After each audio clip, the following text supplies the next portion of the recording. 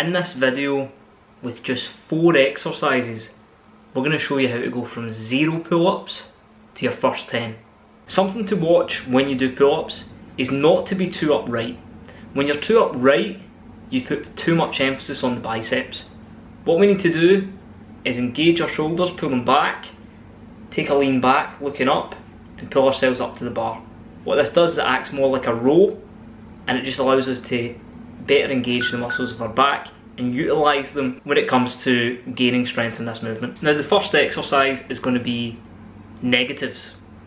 Negatives are when you do the eccentric of the pull-up. So you jump, you skip the first part of the movement, and we slowly lower ourselves. Everyone is stronger in an eccentric.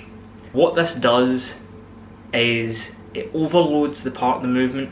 We are strong, you're doing the reverse of the pull-up, and the more times you do that, the more negatives you get in, over time you're going to be building the strength to do the opposite movement pattern and pull yourself up and closer to the bar. It strengthens all the relative muscles that are involved in the movement, whilst being a level of difficulty that most people can achieve. Assisted pull-ups are really good because they have a strength curve that is just the exact same as the pull-up. There isn't a force up, like a band, that robs us of the eccentric of the movement. With a band, you're overloading the top of the movement where most people are strongest, and then underloading the bottom of the movement.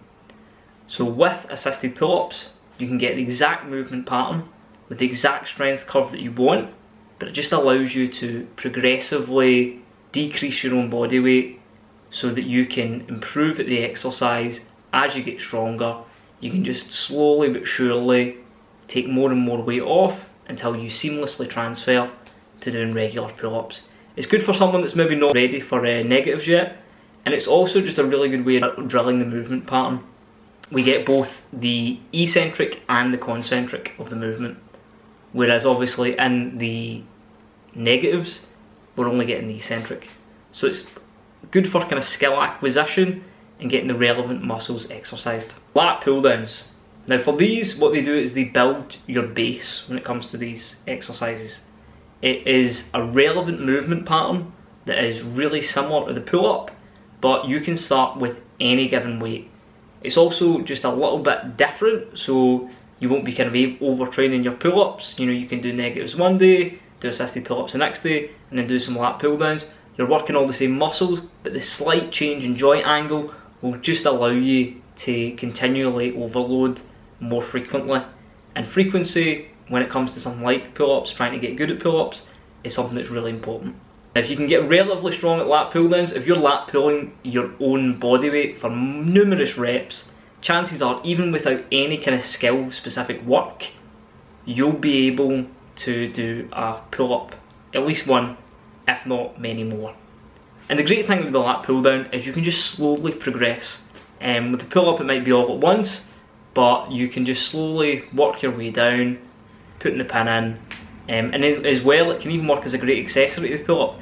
If you, for instance, begin to pull more than what your body weight is just by anchoring your legs against the pad and choosing a slightly heavier weight, and you can just incorporate progressive overload, getting stronger and stronger as you continue to do both movements. Finally, it's just any type of row. A row is really important when it comes to doing pull-ups, just because it's good to strengthen the whole upper back. Obviously pull-ups are quite a lat dominant movement, and a lot of the variations that I have suggested today are really lat dominant. Now if you do some type of row, it allows you just to build a bit more musculature of the upper back, the areas of the rhomboids, the trapezius. It just allows you to contribute more to the overall upper back development, and the more your upper back is developed, the better you'll be able to perform pull-ups. So it just works as hitting it from both ends really. You have a lot of your kind of really specific work, but this is just a bit of something to build your base, make you foundationally stronger, and allow you to level up your pull-ups.